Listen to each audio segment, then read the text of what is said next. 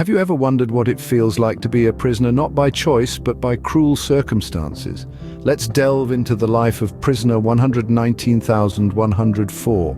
As a captive during the Second World War, a time when humanity was put to the ultimate test, our narrator was far from his professional life as a psychiatrist. His skills were stripped down to the raw strength of his hands, laying railway tracks, digging tunnels. In this harsh reality, he introduces us to a peculiar currency, a premium coupons. These were not just slips of paper, but a symbol of survival. Issued by the construction firm that practically owned them, each coupon was worth 6 cigarettes. However, smoking was a privilege few could afford. The real value of these cigarettes was in the 12 soups they could fetch, providing a much-needed relief from the relentless pangs of hunger. But the cigarettes were more than just a luxury.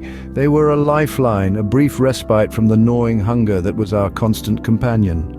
In the prison camp, every action, every possession had a hidden meaning. Take, for instance, the cigarettes. These weren't just rolls of tobacco wrapped in paper, but a currency, a symbol of status, a lifeline. Smoking was a privilege, one that was reserved for the capos and those who risked their lives in the warehouses or workshops.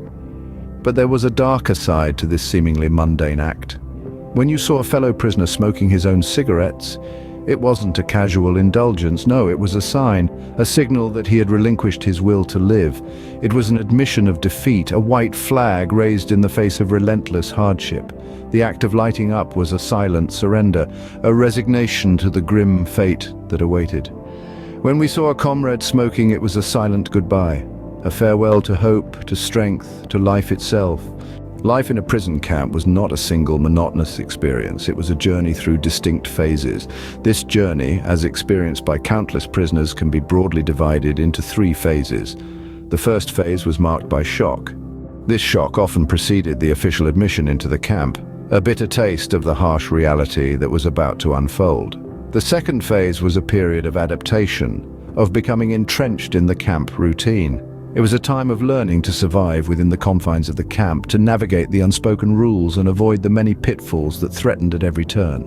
The final phase was the aftermath of release and liberation, a time of freedom, yes, but also a time of reckoning, of coming to terms with the experiences and memories that the camp had etched into their souls.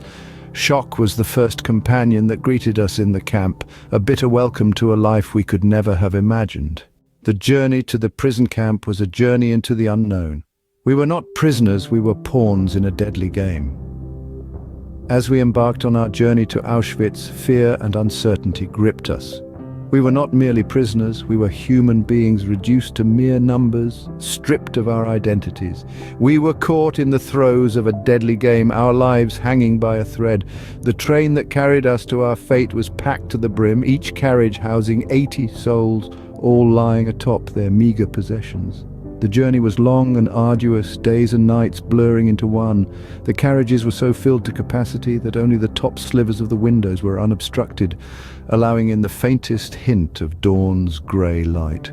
We all harbored the expectation that the train would take us to a munitions factory where we would be put to work. Our location was a mystery. Were we still in Silesia, or had we crossed into Poland? The train's whistle held an eerie quality, akin to a desperate plea for help, a lament for the unfortunate cargo it was bound to deliver to a grim fate. As the train neared a main station, it began to shunt, a sign of impending doom. Suddenly a cry rose from the anxious passengers. "There is a sign, Auschwitz!" Every heart skipped a beat at that moment. Auschwitz, a name synonymous with horror.